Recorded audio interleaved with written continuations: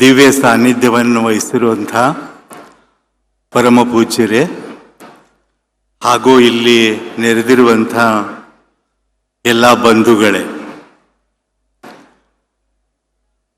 ಇಂಥ ಒಂದು ಕಾರ್ಯಕ್ರಮದಲ್ಲಿ ಒಬ್ಬ ಅತಿಥಿಯಾಗಿ ಇಷ್ಟು ಸಾವಿರ ಜನರ ಎದುರಿಗೆ ಮಾತನಾಡುವಾಗ ಎಲ್ಲೋ ಒಂದು ನನ್ನ ಮನಸ್ಸಿನಲ್ಲಿ ಅಳುಕು ಏನಿದೆ ಅಂದರೆ,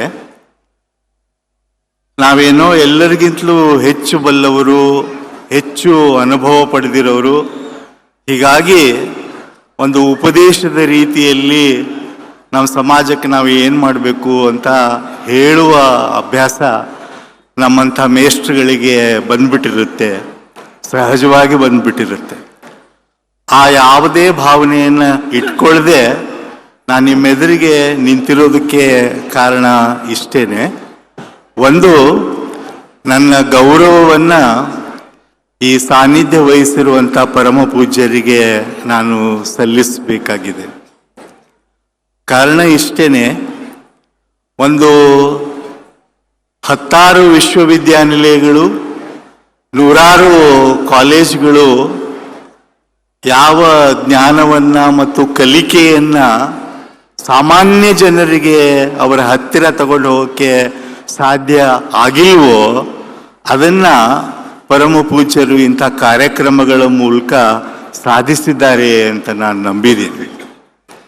ಯಾಕೆಂದರೆ ಕಾಲೇಜುಗಳಾಗಲಿ ವಿಶ್ವವಿದ್ಯಾನಿಲಯಗಳಾಗಲಿ ಯಾಕೋ ಬೇರೆ ಬೇರೆ ಕಾರಣಗಳಿಂದಾಗಿ ದೂರದಲ್ಲಿ ಒಂಥರ ದಂತಗೋಪುರದ ಹಾಗೆ ಅಥವಾ ಗೋಡೆಗಳ ನಡುವೆ ಅಥವಾ ಜನರ ಸಂಪರ್ಕವನ್ನು ಕಳೆದುಕೊಂಡು ಜನಸಾಮಾನ್ಯರಿಗೆ ಏನೂ ಕೊಡುವಂಥ ಸಾಮರ್ಥ್ಯ ಇಲ್ಲದೇ ಇರುವಂಥ ಸ್ಥಿತಿಯನ್ನು ಇವತ್ತು ನಮ್ಮ ಕಾಲದಲ್ಲಿ ಅವು ತಲುಪ್ತಾ ಇರುವಂಥ ಸಂದರ್ಭದಲ್ಲಿ ಇಂಥ ಒಂದು ಸಾಂಸ್ಕೃತಿಕವಾಗಿ ಹಾಗೂ ವೈಚಾರಿಕವಾಗಿ ಮತ್ತೆ ನಮಗೆ ಜೀವಸ್ಪರ್ಶವನ್ನು ಕೊಡುವಂಥ ಈ ಕಾರ್ಯಕ್ರಮವನ್ನು ಅವರು ರೂಪಿಸಿದ್ದಾರೆ.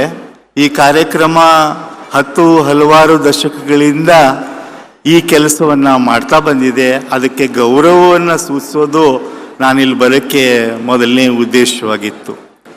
ಇನ್ನು ಎರಡನೇದು ಅಂತಂದರೆ, ನನ್ನ ಮನಸ್ಸಿನಲ್ಲಿ ಒಬ್ಬ ಶಿಕ್ಷಕನಾಗಿ, ಒಬ್ಬ ಸಾಹಿತಿಯಾಗಿ ಇರುವಂಥ ಕೆಲವು ಆತಂಕಗಳನ್ನು ನಾನು ಈ ಹಿರಿಯರ ಜೊತೆಗೆ ಮತ್ತು ನಿಮ್ಮ ಜೊತೆಗೆ ಹಂಚ್ಕೋಬೇಕು. ನನಗೆ ಗೊತ್ತು, ಈ ಹೊತ್ತಿನಲ್ಲಿ ಇಷ್ಟೆಲ್ಲ ಭಾಷಣಗಳನ್ನು ಮಾತುಗಳನ್ನು ಕೇಳಿದಾಗ ನಿಮಗೆ ಸ್ವಲ್ಪ ಇದು ವಿಚಿತ್ರವೂ ಅನಿಸ್ಬೋದು. ಯಾಕೆ ಈ ಆತಂಕಗಳನ್ನು ನಾವು ಇವತ್ತು ಇಂಥ ಒಂದು ದೊಡ್ಡ ಸಭೆಯ ಎದುರಿಗೆ ಇಡಬೇಕಾಗಿದೆ ಅನ್ನೋ ಪ್ರಶ್ನೆ ನಿಮ್ಮ ಮನಸ್ಸಿನಲ್ಲಿ ಬಂದಿರ್ಬೋದು. ನಾನು ನನ್ನ ಮನಸ್ಸಿನ ಆತಂಕವನ್ನು ನನ್ನದೇ ಆದಂಥ ಒಂದು ಅನುಭವದ ಮೂಲಕ ಹೇಳ್ತೇನೆ. ನಾನು ತುಂಬ ಬಡ ಕುಟುಂಬದಲ್ಲಿ ಹುಟ್ಟಿದವನು. ನನ್ನ ತಂದೆ ರೈಲ್ವೆ ಇಲಾಖೆಯಲ್ಲಿ ಒಬ್ಬ ಸಾಮಾನ್ಯ ಗುಮಾಸ್ತರಾಗಿದ್ದರು. ಬಹಳ ಬಡತನ ಆಗಿದ್ದರಿಂದ ಹೆಚ್ಚು ಕಡಿಮೆ ಯಾವುದಕ್ಕೆ ಇವತ್ತು ನಾವು ಒಂದು ಕೊಳಗೇರಿ ಅನ್ಬೋದೋ ಅಂಥ ಒಂದು ಚಿಕ್ಕದಾದಂಥ ಮನೆಯಲ್ಲಿ ನಾವು 5 ಜನ ಮಕ್ಕಳು ನಮ್ಮನ್ನು ನೋಡ್ಕೊಂಡಿರುವಂಥ ತಂದೆ ತಾಯಿ. ಆದರೆ ಇವತ್ತು ನಾನು ನೆನಪು ಮಾಡ್ಕೊಂಡಾಗ ನನಗೆ ಆಶ್ಚರ್ಯ ಏನನ್ಸುತ್ತೆ ಅಂತಂದರೆ, ನಮಗೆ ಏನೂ ಇಲ್ಲದೆ ಇರುವಂಥ ಆ ಸಣ್ಣ ಮನೆಯಲ್ಲಿ, ಆ ಬಡತನದ ಮನೆಯಲ್ಲಿ ಪುಸ್ತಕಗಳು ಇದ್ವು ಅನ್ನೋದು ನಾನು ಎಂದೂ ಮರೆಯದಾದಂಥ ಒಂದು ಅನುಭವ. ಅದು ಅಷ್ಟು ಸಣ್ಣ ಸಂಬಳದಲ್ಲಿ ಆ ಸಾಲ ಸೋಲಗಳನ್ನು ಮಾಡಿದರೂ ಕೂಡ ಎಲ್ಲೋ ನನ್ನ ತಂದೆಯಾದಂಥ ಗಂಗಾಧರ್ ಅವರಿಗೆ, ನನ್ನ ತಾಯಿ ಆದಂಥ ಸರ್ವಮಂಗಳ ಅವರಿಗೆ ಏನನ್ಸಿತ್ತು ಅಂತಂದರೆ, ಮಕ್ಕಳಿಗೆ ನಾವು ಈ ಪುಸ್ತಕಗಳನ್ನು ಕೊಡಬೇಕು, ಅವರು ಅದನ್ನು ಓದಬೇಕು ಅನ್ನೋವಂಥ ಒಂದು ಅಪೇಕ್ಷೆ ಇತ್ತು. ಇವತ್ತು ನಾವು ನಮ್ಮ ಸಂದರ್ಭದಲ್ಲಿ ಇದ್ಕೊಂಡು ನಾವು ನೋಡೋದಾದರೆ ನಾವೊಂದು ಪ್ರಶ್ನೆಯನ್ನು ಇವತ್ತು ಕೇಳಬೇಕಾಗಿದೆ. ಸರಿ, ಕೆಲವರು ಹೇಳ್ತಾರೆ ನಮಗೆ ನಮ್ಮ ಮಕ್ಕಳಿಗೆ ಬೇಕಾಗಿರೋ ಜ್ಞಾನ ಎಲ್ಲವೂ ಇವತ್ತು ಇಂಟರ್ನೆಟ್ ಮೂಲಕ ಸಿಗುತ್ತೆ, ಮಾಹಿತಿ ತಂತ್ರಜ್ಞಾನದಿಂದ ಸಿಗುತ್ತೆ. ಪುಸ್ತಕಗಳೇ, ಸಾಹಿತ್ಯದ ಪುಸ್ತಕಗಳೇ ಯಾಕೆ ಬೇಕು ಅಂತ ಕೇಳ್ತಾರೆ.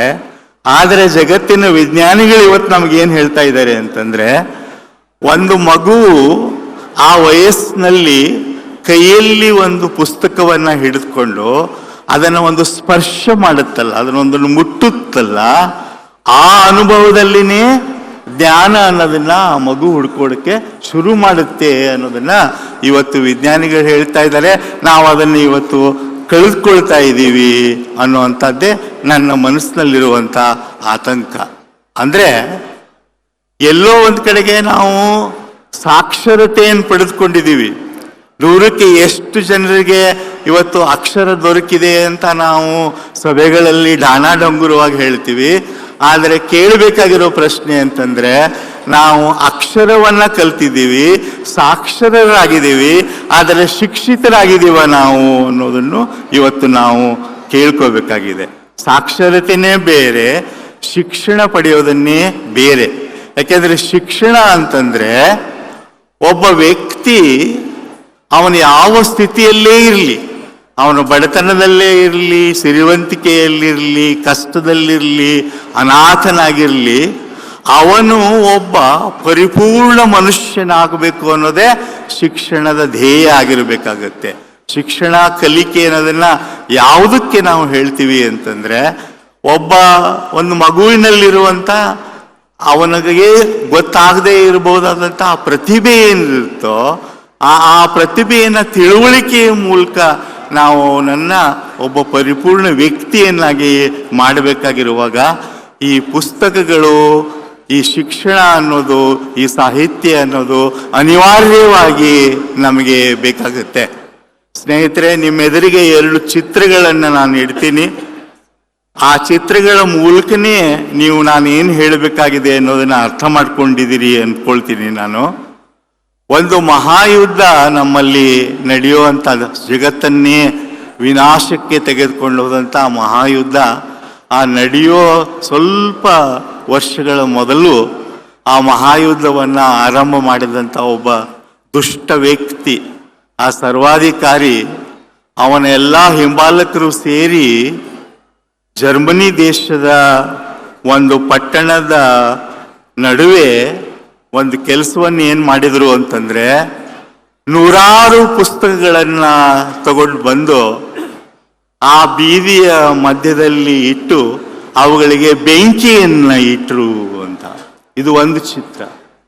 ಅಧಿಕಾರದ ದಾಹದಿಂದಾಗಿ ನಾವೇನನ್ನ ಪವಿತ್ರ ಅಂತ ಅಂದ್ಕೊಳ್ತೀವೋ ಅಂತ ಎಲ್ಲ ಪುಸ್ತಕಗಳನ್ನ ಬೀದಿಯ ಮೇಲಿಟ್ಟು ಬೆಂಕಿ ಇಟ್ಟರು.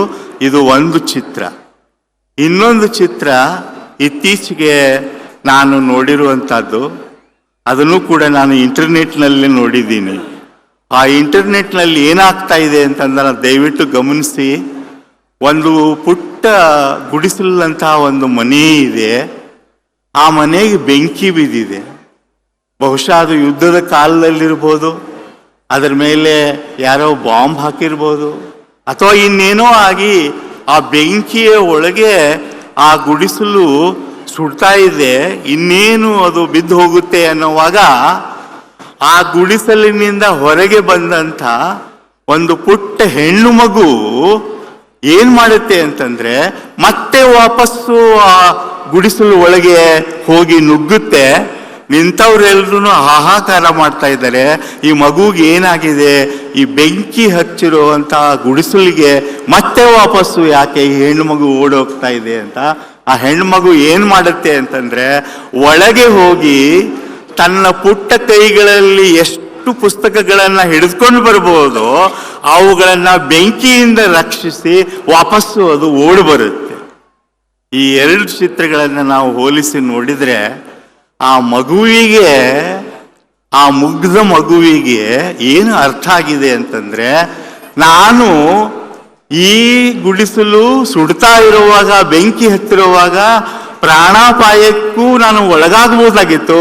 ಆದ್ರೆ ನಾನು ಏನನ್ನು ಉಳಿಸ್ತೀನಿ ಅಂತಂದ್ರೆ ಆ ಗ್ರಂಥಗಳನ್ನ, ಆ ಪುಸ್ತಕಗಳನ್ನ ನಾನು ಉಳಿಸಬೇಕು ಅನ್ನುವಂಥ ಒಂದು ಪ್ರಜ್ಞೆ ಆ ಮಗುವಿಗಿರುವಾಗ, ಆ ಕಡೆಗೆ ಪುಸ್ತಕಗಳನ್ನ ಸುಡ್ತೀವಿ, ಜ್ಞಾನವನ್ನ ನಾಶ ಮಾಡ್ತೀವಿ, ಅದು ಯಾರಿಗೂ ತಲುಪಬಾರದು ಅನ್ನುವಂಥ ದುಷ್ಟಶಕ್ತಿಗಳು ಒಂದ್ ಕಡೆಗಿದ್ರೆ, ನನ್ನ ಜೀವ ಹೋದ್ರೂ ಪರವಾಗಿಲ್ಲ, ಆ ಪುಸ್ತಕಗಳು ಅಮೂಲ್ಯವಾಗಿರುವಂತಹದ್ದು, ಅವುಗಳನ್ನು ನಾನು ಉಳಿಸ್ತೀನಿ ಎನ್ನುವಂಥ ಆ ಮಗು.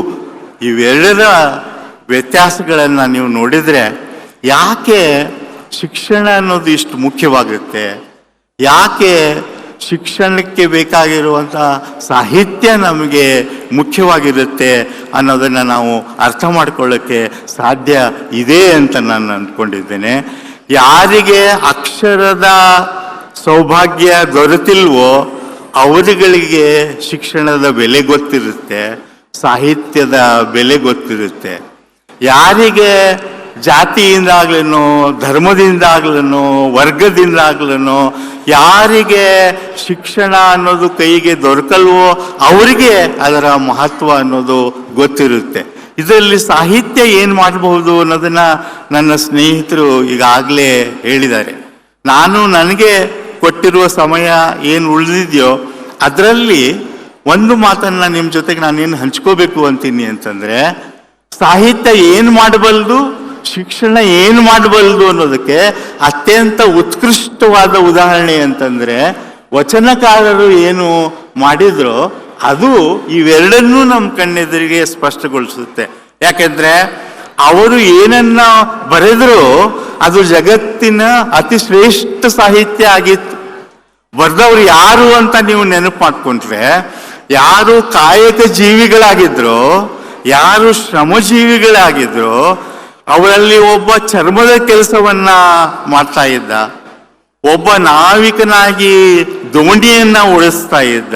ಇಷ್ಟು ಮಾತ್ರವಲ್ಲ, ಯಾವುದೋ ಒಂದು ದುರ್ದೈವದಿಂದಾಗಿ ವೇಶ್ಯೆಯ ಕೆಲಸ ಮಾಡಿದಂತಹ ಒಬ್ಬಳು ಕೂಡ ಅವಳು ಒಂದು ವಚನವನ್ನ ನಮಗೆ ಕೊಟ್ಟು ಹೋಗಿದ್ದಾಳೆ.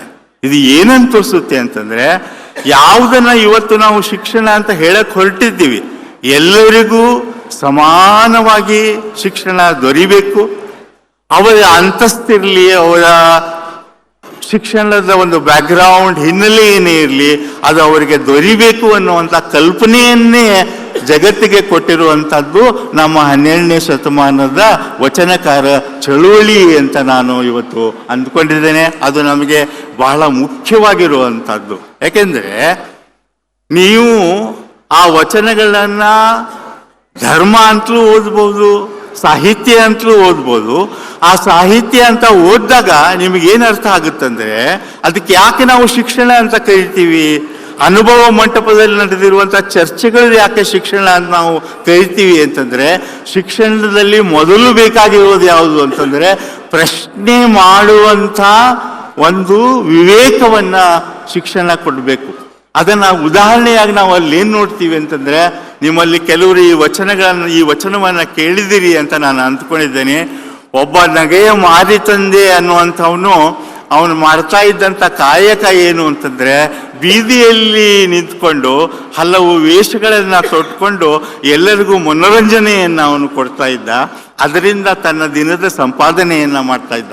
ಒಂದ್ಸಾರಿ ಅವನ ಪ್ರತಿಭೆಯನ್ನ ಕೇಳಿದಂತ ಶಿವ ಸ್ವತಃ ಕೆಳಗೆ ಇಳಿದು ಬಂದು ಅವನು ಮಾಡ್ತಾ ಇದ್ದಂಥ ಆ ಪ್ರದರ್ಶನವನ್ನು ನೋಡಿ ಆಮೇಲೆ ತನ್ನ ಸ್ವರೂಪವನ್ನು ತೋರಿಸಿ ಹೇಳ್ತಾನಂತೆ, ನಾನು ಶಿವ, ನಿನ್ನನ್ನು ಮೆಚ್ಕೊಂಡಿದ್ದೇನೆ, ನನ್ನ ಜೊತೆಗೆ ನೀನು ಕೈಲಾಸಕ್ಕೆ ಬಾ, ನಿನ್ನನ್ನು ಕರೆದುಕೊಂಡು ಹೋಗ್ತೀನಿ ಅಂದಾಗ ಆ ವಚನಕಾರ ಆದಂಥವನು ಕೂಡ ಅವನು ಆ ವ್ಯಕ್ತಿ ಏನು ಹೇಳ್ತಾನೆ ಅಂತಂದ್ರೆ, ನಾನು ನಿನ್ನ ಜೊತೆಗೆ ಕೈಲಾಸಕ್ಕೆ ಬರಲ್ಲ, ಯಾಕೆಂದ್ರೆ ಕೈಲಾಸದಲ್ಲಿ ಜನ ಶ್ರಮಜೀವಿಗಳಲ್ಲ ಅಂತ ಕೇಳಿದ್ದೀನಿ ನಾನು, ನನಗೆ ಅದು ಆಗಲ್ಲ ಅನ್ನೋ ಮಾತನ್ನ ಆ ವಚನಕಾರ ಹೇಳ್ತಾನೆ. ಇನ್ನೊಬ್ಬ ವಚನಕಾರನಿಗೆ ಅವನು ಚರ್ಮದ ಕೆಲಸ ಮಾಡ್ತಾ ಇರುವಂಥವನು, ಅದ್ಭುತ ವಚನಕಾರ ಅವನು. ಅವನ ಶಿಕ್ಷಣ ಎಂತಾದ್ರೂ ಅವನಿಗೆ ದೊರೆತಿತ್ತು ಅಲ್ಲಿ ಅಂತಂದ್ರೆ, ಒಂದು ವಚನದಲ್ಲಿ ಹೇಳ್ತಾರೆ, ಅವನು ಆ ಕೆಲಸ ಮಾಡ್ತಾ ಇರುವಾಗ ಬಳಸ್ತಾ ಇದ್ದಂಥ ಒಂದು ಸಣ್ಣ ಉಳಿ ಅವನ ಕೈಲಿದೆ. ಆ ಉಳಿಯ ಮೊನೆಯ ಮೇಲೆ ಶಿವ ಪ್ರತ್ಯಕ್ಷನಾಗ್ತಾನೆ ಅವನೆದುರಿಗೆ. ಇನ್ಯಾರಾದ್ರೂ ಅವರ ಜೀವನದಲ್ಲಿ ಇದನ್ನ ಅನುಭವಿಸಿದ್ರೆ ನನಗೆ ಮೋಕ್ಷ ಇಲ್ಲೇ ಸಿಕ್ತು, ಮುಕ್ತಿ ಇಲ್ಲೇ ಸಿಕ್ತು ಅಂತ ಹೇಳಬೇಕಾಗಿತ್ತು. ಆ ವಚನಕಾರ ಏನು ಹೇಳ್ತಾನೆ, ಆ ಮೊಳೆಯ ಮೇಲಿರುವ ಶಿವನಿಗೆ ಏನು ಹೇಳ್ತಾನೆ ಅಂದರೆ, ನೀನು ಯಾಕಪ್ಪ ಇಲ್ಲಿ ಬಂದಿದ್ದೀಯಾ, ನನ್ನ ಕಾಯಕಕ್ಕೆ ತೊಂದರೆ ಆಗ್ತಾ ಇದೆ, ನೀನು ಅಲ್ಲಿ ಆ ಬೆಳ್ಳಿಯ ಪರ್ವತಗಳು ಗುಡ್ಡಗಳ ಮೇಲೆ ನಿನಗೆ ದೇವಸ್ಥಾನ ಕಟ್ಟಿದ್ದಾರೆ, ನೀನು ಅಲ್ಲಿ ಹೋಗು ಅಂತ. ಯಾಕೆ ಹೇಳ್ತಾ ಇದ್ದೀನಿ ಅಂತಂದರೆ, ಶಿಕ್ಷಣ ಸಾಹಿತ್ಯ ಮಾಡುವ ಬಹುಮುಖ್ಯ ಕೆಲಸ ಏನಂದರೆ ಪ್ರಶ್ನೆಗಳನ್ನು ಕೇಳುವಂಥದ್ದು. ಇಡೀ ವಚನಗಳಲ್ಲಿ ನೀವು ನೋಡಿ ಅದರಲ್ಲಿರುವಂಥದ್ದು ಬಹಳ ದೊಡ್ಡ ಪ್ರಶ್ನೆಗಳನ್ನೇ ಅವರು ಕೇಳುವಂಥ ಒಂದು ಕೆಲಸವನ್ನು ಮಾಡಿದ್ದಾರೆ. ಇದು ಇವತ್ತು ಆಗಬೇಕಾಗಿದೆ. ಇವತ್ತು ಎಂಥ ಸ್ಥಿತಿನಲ್ಲಿದ್ದೀವಿ ಅಂತಂದರೆ, ಪ್ರಶ್ನೆಗಳನ್ನು ಕೇಳುವ ಧೈರ್ಯವನ್ನು ನಾವು ಇವತ್ತು ಕಳ್ಕೊಳ್ತಾ ಇದ್ದೀವಿ, ಪ್ರಶ್ನೆಗಳನ್ನು ಕೇಳುವಂಥ ಹಕ್ಕನ್ನು ನಾವು ಕಳೆದುಕೊಳ್ತಾ ಇದ್ದೇವೆ. ಆದರೂ ಕೂಡ ನಾವು ಶಿಕ್ಷಿತರು ಅನ್ನುವಂಥ ಸುಳ್ಳುಗಳನ್ನು ನಾವು ಇವತ್ತು ಹೇಳ್ತಾ ಇದ್ದೀವಿ. ಅದಕ್ಕೇ ನಾನು ಹೇಳ್ತಾ ಇರೋದು, ನಿಜವಾದ ಶಿಕ್ಷಣದ ಮೂಲ ಮಾದರಿ ಏನು ಅಂತಂದರೆ, ಪ್ರಶ್ನೆಗಳ ಮೇಲೆ ಪ್ರಶ್ನೆಗಳನ್ನು ಕೇಳುವಂಥ ಆ ಒಂದು ಸ್ವಂತಿಕೆ ನಮ್ಮಲ್ಲಿ ಬರಬೇಕು. ಆ ವಚನಕಾರರು ಕೇಳಿದ ಹಾಗೆ, ಯಾಕೆ ಜಾತಿ ಇದೆ, ಯಾಕೆ ಅಸ್ಪೃಶ್ಯತೆ ಇದೆ, ಯಾಕೆ ಆ ಮನುಷ್ಯ ನನ್ನ ಜೊತೆಗೆ ಯಾಕೆ ಅವನು ಸಹಜೀವಿ ಆಗಬಾರ್ದು ಅನ್ನುವಂಥ ಪ್ರಶ್ನೆಗಳನ್ನು ಕೇಳಿದರೆ ಇವತ್ತುವರೆಗೂ ಈ ಜಗತ್ತಿಗೆ ಆ ಉತ್ತರಗಳನ್ನು ನಾವು ಕೊಡೋಕ್ಕೆ ಆಗಿಲ್ಲ ಅನ್ನೋದನ್ನು ನೆನ್ಪಿಟ್ಕೋಬೇಕು. ಆದರೆ ಅದು ಶಿಕ್ಷಣದ ಮಾದರಿ ಯಾಕೆ, ಸಾಹಿತ್ಯದ ಮಾದರಿ ಯಾಕೆ ಅಂದರೆ, ಸಾಹಿತ್ಯ ನಮಗೆ ಪ್ರಶ್ನೆಗಳನ್ನು ಕೇಳೋದನ್ನು ಹೇಳ್ಕೊಡುತ್ತೆ. ಆಗಲೇ ಒಬ್ಬರು ಬಹಳ ಚೆನ್ನಾಗಿ ಹೇಳಿದರು, ನೀವು ಹೀಗೆ ಮಾಡಬೇಡ ಹಾಗೆ ಮಾಡಬೇಡ ಅಂತ ಮಗುವಿಗೆ ಹೇಳಿದರೆ ಅದರಿಂದ ಪ್ರಯೋಜನ ಆಗಲ್ಲ. ಇವತ್ತು ನಾವೇನು ಮಾಡ್ತೀವಿ ಅಂತಂದರೆ, ನಾವು ಪರಿಸರವನ್ನು ಹೇಗೆ ರಕ್ಷಣೆ ಮಾಡಬೇಕು, ಟೆಕ್ಸ್ಟ್ ಬುಕ್ಕಲ್ಲಿ ಸೇರಿಸಿ. ನಾವು ಜಾತೀಯತೆಯನ್ನು ಹೇಗೆ ಮೇರಬೇಕು, ಟೆಕ್ಸ್ಟ್ ಬುಕ್ನಲ್ಲಿ ಸೇರಿಸಿ. ನೀವು ಟೆಕ್ಸ್ಟ್ ಬುಕ್ನಲ್ಲಿ ಸೇರಿಸಿ ಮಗುವನ್ನು ಏನು ಅಂದ್ಕೊಂಡಿದ್ದೀರಾ ಅಂತಂದರೆ, ಅವನ ಮಿದುಳಲ್ಲಿ ನೀವು ಏನೇನಾದ್ರೂ ತೋರಿಸಬಹುದು ಅಂತ. ಅದರಿಂದ ಯಾರೂ ಕಲಿಯಲ್ಲ. ಸಾಹಿತ್ಯ ಯಾಕೆ ಕಲಿಸುತ್ತೆ ಅಂತಂದರೆ, ಆ ಕಥೆಗಳ ಮೂಲಕ, ಆ ಕಾವ್ಯದ ಮೂಲಕ ಅವನು ಇನ್ನೊಂದು ವ್ಯಕ್ತಿಯನ್ನು ಅರ್ಥ ಮಾಡ್ಕೊಳ್ತಾನೆ. ಸಾಹಿತ್ಯ ಅಂದರೆ ಏನೂ ಅಲ್ಲ, ನಾವು ಬರೆಯುವ ಪುಸ್ತಕಗಳೆಲ್ಲ, ನಾವು ಓದುವ ಗ್ರಂಥಗಳು ಲೈಬ್ರರಿನಲ್ಲಿದ್ದರೆ ಅದು ಸಾಹಿತ್ಯ ಅಂತ ನಾನು ಕರೆಯಲ್ಲ. ಸಾಹಿತ್ಯ ಅಂತಂದರೆ ಅಂತಃಕರಣ. ಸಾಹಿತ್ಯ ಅಂತಂದರೆ ನನ್ನನ್ನು ಮೀರಿ ಇನ್ನೊಬ್ಬನ ದುಃಖವನ್ನು, ಇನ್ನೊಬ್ಬನ ನೋವನ್ನು ಅರ್ಥ ಮಾಡ್ಕೊಳ್ಳೋಕ್ಕೆ ಯಾವುದು ನನಗೆ ಸಹಾಯ ಆಗುತ್ತೋ ಅದಕ್ಕೆ ನಾವು ಸಾಹಿತ್ಯ ಅಂತ ಕರಿತೀವಿ. ಆ ಸಾಹಿತ್ಯದಿಂದ ನಾವು ಇವತ್ತು ಶಿಕ್ಷಣವನ್ನು ಸಾಧಿಸಬೇಕಾಗಿದೆ. ಒಂದು ಮಗು ಇವತ್ತು ಶಾಲೆಯಲ್ಲಿ ಕುಳಿತುಕೊಂಡು ಒಂದು ಚಂದವಾಗಿರುವಂಥ ಪದ್ಯ ಓದುವಾಗ ಅವನ ಮನಸ್ಸಿನಲ್ಲಿ ಆ ಪ್ರಶ್ನೆಗಳು ಏಳಕ್ಕೆ ಶುರುವಾಗುತ್ತೆ. ಏನಿದೆ ಇದರಲ್ಲಿ, ಏನು ಹೇಳ್ತಾ ಇದ್ದಾರೆ, ಯಾರೂ ಅವನಿಗೆ ಉಪದೇಶ ಮಾಡ್ತಾ ಇಲ್ಲ, ಯಾರೂ ಅವನ ಮೇಲೆ ಒತ್ತಾಯ ತರ್ತಾ ಇಲ್ಲ. ಅನುಭವವನ್ನು ಸಾಹಿತ್ಯ ಅನ್ನೋದು ಅವನ ಎದುರಿಗಿತ್ತೆ ಏನು ಹೇಳುತ್ತಂದ್ರೆ, ನೀನು ನೋಡ್ಕೊಳ್ಳಪ್ಪ, ನೀನು ಅನುಭವಿಸು, ನೀನು ಅದರಿಂದ ಕಲ್ತ್ಕೋ ಅನ್ನೋ ಮಾತನ್ನು ಅದು ಹೇಳ್ಕೊಡುತ್ತೆ ಸಾಹಿತ್ಯ. ಅದು ಸಾಹಿತ್ಯ ಶಿಕ್ಷಣಕ್ಕೆ ಮಾಡಬೇಕಾಗಿರುವಂಥ ಒಂದು ಕೆಲಸ ಅಂತ. ಇವತ್ತು ನಮಗೇನಾಗಿದೆ ಅಂದರೆ, ನಮ್ಮ ಅಂತಃಕರಣಗಳು ಬತ್ತಿ ಹೋಗ್ಬಿಟ್ಟಿವೆ. ನಾನು ಹೇಳಿದೆ ಆತಂಕ ಅಂತಂದ್ರೆ ನಮ್ಗೆ ಆಗ್ತಾ ಇರುವಂಥ ಆತಂಕನೇ ಇದು. ಮೊನ್ನೆ ಯಾವುದೋ ಒಂದು ಸರ್ ಇನ್ನೊಂದು 5 ನಿಮಿಷ ಮಾತ್ರ, ಇನ್ನೊಂದು ಕಡೆಗೆ ನಾವು ಅದನ್ನು ನೋಡಿದ್ವಿ. ಯಾರೋ ಒಬ್ಬ ಪಾಪ ಕಷ್ಟಪಟ್ಟು ದುಡಿದು ಮೀನುಗಳನ್ನು ಹಿಡಿದುಕೊಂಡು ಮಾರಾಟ ಮಾಡಕ್ಕೆ ಬರ್ತಿದ್ದಾನೆ. ಅವನಿಗೊಂದು ಅಪಘಾತ ಆಗುತ್ತೆ. ಆ ಅಪಘಾತ ಆದಾಗ ಎಲ್ಲ ಚೆಲ್ಲಿ ಆ ಬೀದಿ ಮೇಲೆ ಬಿದ್ದಿದ್ದೇವೆ. ಸುತ್ತಲೂ ಇರುವಂಥ ಮನುಷ್ಯರು, ಅವ್ರು ನೀವು ನೋಡಬೇಕು. ಆ ಚಿತ್ರದಲ್ಲಿ ನೋಡಿದರೆ ಎಲ್ಲರೂ ಶಿಕ್ಷಿತರು ಅಂತ ಗೊತ್ತಾಗುತ್ತೆ, ಎಲ್ಲರೂ ಕೂಡ ಏನು ಬಡವರು ಅಲ್ಲ ಅಂತ ನಿಮಗೆ ಗೊತ್ತಾಗುತ್ತೆ. ಅದರಲ್ಲಿ ಒಬ್ಬನೂ ಕೂಡ ಆ ಸಾಯ್ತಾ ಇರುವಂಥ ವ್ಯಕ್ತಿಯ ಕಡೆಗೆ ನೋಡೋಕ್ಕೆ ಸಿದ್ಧನಾಗಿಲ್ವೇ ಹೊರತು ಆ ಮೀನುಗಳನ್ನು ತಮ್ಮ ಚೀಲಗಳಲ್ಲಿ ತುಂಬಿಕೊಳ್ತಾ ಇದ್ದಾರೆ ಅಂತಂದರೆ, ಯಾವ ಅಂತಃಕರಣ ನಮ್ಮಲ್ಲಿ ಇವತ್ತು ಉಳಿಸ್ಕೊಂಡಿದ್ದೀವಿ ನಾವು ಇವತ್ತು? ಭಾವನೆಗಳನ್ನೇ ಮುರುಟಿ ಹೋಗೋ ಹಾಗೆ, ಭಾವನೆಗಳೇ ನಮ್ಮಲ್ಲಿ ಇಲ್ಲೇ ಇರುವ ಹಾಗೆ, ಈ ಸ್ಥಿತಿನಲ್ಲಿ ನಾವು ಬರುವಾಗ ಸಾಹಿತ್ಯ ಏನು ಮಾಡಬಲ್ದು ಅಂತಂದರೆ ಇಷ್ಟೇ ಹೇಳುತ್ತೆ, ಇನ್ನೊಬ್ಬರ ನೋವು ಅನ್ನೋದನ್ನು ನೋಡಬೇಕು ನಾವು, ಇನ್ನೊಬ್ಬರ ನೋವನ್ನು ಕೇಳಬೇಕು ನಾವು, ಅದನ್ನು ನಾವು ಮಾಡಿಕೊಡ್ಬೇಕಾಗುತ್ತೆ. ಸಾಹಿತ್ಯ ಇನ್ನೇನನ್ನು ನಮಗೆ ಮಾಡುತ್ತೆ ಅಂದರೆ, ಅದು ಬಾಂಧವ್ಯವನ್ನು ಹುಟ್ಟಿಸ್ಕೊಡುತ್ತೆ. ನಮ್ಮ ವಚನಗಳನ್ನು ಮತ್ತೆ ಮತ್ತೆ ಕೇಳ್ತಿರ್ತೀವಿ, ಇವನಾರವ ಅನ್ಬೇಡ ಅಂತ. ಅದರ ಅರ್ಥ ನಾನೇನು ಅರ್ಥ ಮಾಡ್ಕೊಂಡಿದ್ದೀನಿ ಅಂತಂದರೆ, ಇದು ಸಾಹಿತ್ಯ. ಯಾಕೆಂದರೆ ಸಾಹಿತ್ಯ ಏನು ಹೇಳುತ್ತೆ, ನೀವು ನೀವು ಕಟ್ಟಬೇಕಾಗಿರೋದು ಏನು, ನೀವು ಮಾಡಬೇಕಾಗಿರೋದು ಏನು ಅಂತಂದರೆ ಈ ಬಾಂಧವ್ಯವನ್ನು ಕಟ್ಕೊಳ್ಳಿ. ಇನ್ನೊಬ್ಬರು ಕೂಡ ನಿಮ್ಮ ಹಾಗೆ ಮನುಷ್ಯರು ಅನ್ನೋದನ್ನು ಈ ಸಾಹಿತ್ಯ ಅನ್ನೋದು ಕಲಿಸ್ಕೊಡುತ್ತೆ. ಇನ್ನು 2 ಉದಾಹರಣೆಗಳನ್ನು ಹೇಳಿ ನನ್ನ ಮಾತುಗಳನ್ನು ನಾನು ಮುಗಿಸ್ತೀನಿ. ನೋಡಿ, ನಮ್ಮಲ್ಲಿ ಏನಾಗಿದೆ, ನನ್ನ ಸಮುದಾಯ, ನನ್ನ ಜಾತಿ, ನನ್ನ ಧರ್ಮ, ನನ್ನ ನೆರೆಹೊರೆ ಅಂದ್ಕೊಂಡು ನಾನೊಬ್ಬ ಬಾವಿಯಲ್ಲಿರೋ ಕಪ್ಪೆ ಆಗಿಬಿಟ್ಟಿರ್ತೀನಿ. ನಾನು ಇನ್ನೊಬ್ಬರು ಏನಿದ್ದಾರೆ ಅಂತ ನನಗೆ ಗೊತ್ತಾಗಿರಲಿಲ್ಲ. ನಾನು ಹೈಸ್ಕೂಲ್ನಲ್ಲಿದ್ದಾಗ ಶಿವರಾಮ್ ಕಾರಂತರು ಬರೆದಿರುವಂಥ ಚೋಮನ ದುಡಿ ಕಾದಂಬರಿಯನ್ನು ಒಬ್ಬರು ನನಗೆ ಓದೋಕ್ಕೆ ಕೊಟ್ಟರು. ಅದರಿಂದ ನನಗೆ ಆಗಿರೋ ಪ್ರಯೋಜನ ಏನು ಅಂತಂದರೆ, ಈ ಚೋಮ ಅನ್ನುವಂಥವನು ಅವನು ದಲಿತ. ಅವನ ಇಡೀ ಜೀವನದ ಆಸೆ ಏನಂತಂದರೆ, ಒಂದು ತುಂಡು ಭೂಮಿ, ಒಂದು ಕರ್ಚಿಫ್ನಷ್ಟು ಅಗಲ ಇದ್ರೂ ಪರವಾಗಿಲ್ಲಪ್ಪ, ಒಂದು ತುಂಡು ಭೂಮಿ ನನ್ನದು ಅಂತ ಆಗಲಿ, ನಾನು ಸಾಯೋದ್ರ ಮೊದಲು ಅಂತ. ಅದು ಆ ಸಮಾಜದಲ್ಲಿ ಸಾಧ್ಯ ಆಗಲ್ಲ ಅವನಿಗೆ, ಅವನ ಜಾತಿಯಿಂದಾಗಿ ಅದು ಸಾಧ್ಯ ಆಗಲ್ಲ ಅವನಿಗೆ. ಅದನ್ನು ಓದಿದಾಗ ನಮ್ಗೆ ಏನು ಅನಿಸ್ತಂದ್ರೆ, ಅಯ್ಯೋ ಇಂಥ ಒಂದು ಜಗತ್ತಿದೆ, ಈ ಜಗತ್ತಿನಲ್ಲಿರುವಂಥವ್ರಿಗೆ ನಾವು ಅನ್ಯಾಯ ಮಾಡಿದ್ದೀವಿ ಅನ್ನೋದನ್ನು ಭಾಷಣವಾಗಿ ಹೇಳಲ್ಲ, ಅದು ಆ ಮನುಷ್ಯನನ್ನು ತೋರಿಸಿ, ಆ ಮನುಷ್ಯನ ಅನುಭವಗಳನ್ನು ಇಟ್ಟು ಭಾಷೆಯ ಮೂಲಕ ನಮಗೆ ಅದು ಸಾಹಿತ್ಯ ಅನ್ನೋದು ಹೇಳ್ಕೊಡ್ತೀವಿ. ಅದಕ್ಕೆ ನನಗೆ ಇವತ್ತು ಅನಿಸ್ತಾ ಇರೋದು ಏನಂತಂದರೆ, ಅಂಥ ಒಂದು ಪ್ರಯತ್ನವನ್ನು ನಾವಿವತ್ತು ಮಾಡಬೇಕಾಗಿದೆ. ನೀವು ಹೇಳ್ಬೋದು ಯಾವಾಗಲೂ ಆಗಿದೆ, ಹಿಂದಿಂದೂ ಆಗಿದ್ದೀವಿ, ಅದೇನು ಹೊಸದ ಅಂತ ನಿಮ್ಗೆ ಅನಿಸ್ಬೋದು. ಆದರೆ ಅನಿವಾರ್ಯ ಆಗಿದೆ. ಇವತ್ತು ನಾವು ಏನು ಮಾಡಬೇಕಾಗಿದೆ ಅಂದರೆ, ಸಾಹಿತ್ಯವನ್ನು ಬೋಧಿಸಬೇಕಾಗಿದೆ, ಸಾಹಿತ್ಯವನ್ನು ಮಕ್ಕಳಿಗೆ ಕೊಡಬೇಕಾಗಿದೆ. ಯಾಕೆಂದರೆ ನಮ್ಮ ಹಾಗೆ ಅವರು ಅಂತಃಕರಣವನ್ನು ಕಳೆದುಕೋಬಾರ್ದು, ನಮ್ಮ ಹಾಗೆ ಅವರು ಬರೀ ವಿಚಾರಗಳ ರಾಕ್ಷಸರು ಆಗಬಾರ್ದು ನಮ್ಮ ಮಕ್ಕಳು ಅಂತ. ನಮ್ಮ ಮಕ್ಕಳು ಇವತ್ತು ಆಗಬೇಕಾಗಿರೋದು ಏನಾಗಿದೆ ಅಂದರೆ, ಮನಸ್ಸಿನ ಸ್ಪಂದನೆಯನ್ನು ಇಟ್ಕೋಬೇಕು, ಜೀವಂತಿಕೆಯನ್ನು ಇಟ್ಕೋಬೇಕು.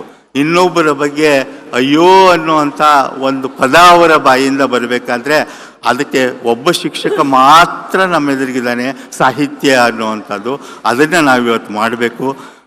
ಇಲ್ಲಿರುವಂಥ ನಮ್ಮ ವೈಸ್ ಚಾನ್ಸಲರ್ ಅವರು, ನಮ್ಮ ಹಿರಿಯರಾದಂಥ ಸರ್ವಮಾನ್ಯ ಪೂಜ್ಯರೇ, ಇವತ್ತೇನಾಗ್ತಾ ಇದೆ ಅಂತಂದರೆ, ಇಡೀ ವಿಶ್ವದಲ್ಲಿ ಸಾಹಿತ್ಯ ಯಾಕೆ ಬೇಕು? ಸಾಹಿತ್ಯ ಓದಿದ್ರೆ ಏನು ಪ್ರಯೋಜನ ಇದೆ? ಇಂಗ್ಲೀಷ್ನಲ್ಲಿ ಹೇಳ್ತಾರೆ ಅನ್ಪ್ರೊಡಕ್ಟಿವ್ ಅಂತ, ಅನುತ್ಪಾದಕ. ಅದು ಏನನ್ನು ಉತ್ಪಾದನೆ ಮಾಡಿಕೊಡಲ್ಲಪ್ಪ, ನೀನು ತಂತ್ರಜ್ಞಾನವನ್ನು ಮಾತ್ರ ಇಟ್ಕೋ, ನೀನು ಇದನ್ನು ಮಾತ್ರ ಇಟ್ಕೋ ಅಂತ ಹೇಳಿ ಹೇಳಿ ಏನಾಗಿದೆ ಅಂತಂದರೆ, ಸಾಹಿತ್ಯ ಅನ್ನೋದನ್ನು ನಾವು ಅದೃಶ್ಯಗೊಳಿಸ್ತಾ ಇದ್ದೀವಿ. ಇವತ್ತು ಸಾಹಿತ್ಯ ನಮಗೆ ಬೇಡ ಅಂತ ನಾನು ಹೇಳ್ತಾ ಇಲ್ಲ ಇದನ್ನು. ಆಕ್ಸ್ಫರ್ಡ್ನಂಥ ವಿಶ್ವವಿದ್ಯಾಲಯ, MIT ಅಂತ ವಿಶ್ವವಿದ್ಯಾಲಯಗಳಲ್ಲಿ ಇವತ್ತು ನಾವು ಸಾಹಿತ್ಯದ ಬೋಧನೆಯನ್ನು ಕಡಿಮೆ ಮಾಡಿಬಿಡೋಣ. ಸಾಹಿತ್ಯದಿಂದ ಏನು ನಮಗೆ ಪ್ರಗತಿ ಆಗುತ್ತಾ? ಸಾಹಿತ್ಯದಿಂದ ನಮಗೇನು ಅಧಿಕಾರ ಬರುತ್ತಾ ಅಂತ ಕೇಳ್ತಿದ್ದಾರೆ. ಅವರಿಗೆ ನಾವು ಕೊಡೋ ಉತ್ತರ ಏನಂತಂದರೆ, ಇಲ್ಲ ಸ್ವಾಮಿ, ಸಾಹಿತ್ಯದಿಂದ ನಿಮಗೆ ಅಧಿಕಾರವೂ ಬರಲ್ಲ, ಶ್ರೀಮಂತಿಕೆಯೂ ಬರಲ್ಲ, ಮಾನವತೆ ಅನ್ನೋದು ಬರೋದ್ರಿಂದ ಅದನ್ನು ನೀವು ಇಟ್ಕೊಳ್ಳಿ. ಆ ಶಿಕ್ಷಣದಲ್ಲಿ ಅದರ ಒಂದು ದೊಡ್ಡ ಪಾತ್ರ ಅನ್ನೋದು ನಮಗೆ ಬೇಕಾಗಿದೆ ಅನ್ನುವಂಥ ಮಾತನ್ನು ನಾನು ಇವತ್ತು ನಿಮ್ಮೆದುರಿಗೆ ಹೇಳ್ತಾ ಇದ್ದೀನಿ. ಈ ಅವಕಾಶವನ್ನು ಮಾಡಿಕೊಟ್ಟಂಥ ಪರಮ ಪೂಜ್ಯರಿಗೆ ನನ್ನ ಒಂದು ಸಣ್ಣ ರಿಕ್ವೆಸ್ಟ್ ಏನು ಅಂದರೆ, ಸರ್, ನೀವು ಮಾದರಿ ಶಾಲೆಗಳನ್ನು ಇಡೀ ನಾಡಿನ ಉದ್ದಕ್ಕೂ ಕಟ್ಟಿದ್ದೀರಾ. ಇವತ್ತು ನಾನು ನಿಂತಿರುವಂಥ ಈ ಸನ್ನಿವೇಶದಲ್ಲಿ ನಿಮಗೆ ಕೇಳ್ಕೊತಾ ಇರೋದು ಏನು ಅಂತಂದರೆ, ಮತ್ತೆ ನಮ್ಮ ಮನಸ್ಸುಗಳು ಇವತ್ತು ಅರಳಬೇಕಾಗಿದೆ, ಮತ್ತೆ ನಾವು ನಮ್ಮ ಭಾವನೆಗಳನ್ನು ಪಡೆದುಕೋಬೇಕಾಗಿದೆ. ಎಲ್ಲೆಲ್ಲಿ ಸಾಹಿತ್ಯವನ್ನು ನಾವು ಮಕ್ಕಳಿಗೆ ಹೇಳ್ಕೊಡೋಕ್ಕೆ ಸಾಧ್ಯವೋ ಅಂಥ ಸಂದರ್ಭಗಳಿಗೆ ನಿಮ್ಮ ಪ್ರೋತ್ಸಾಹ ಇರಲಿ ಅಂತ ನಾನು ಪ್ರಾರ್ಥಿಸಿಕೊಂಡು ನನ್ನ ಮಾತುಗಳನ್ನು ಮುಗಿಸ್ತೇನೆ. ನಮಸ್ಕಾರ.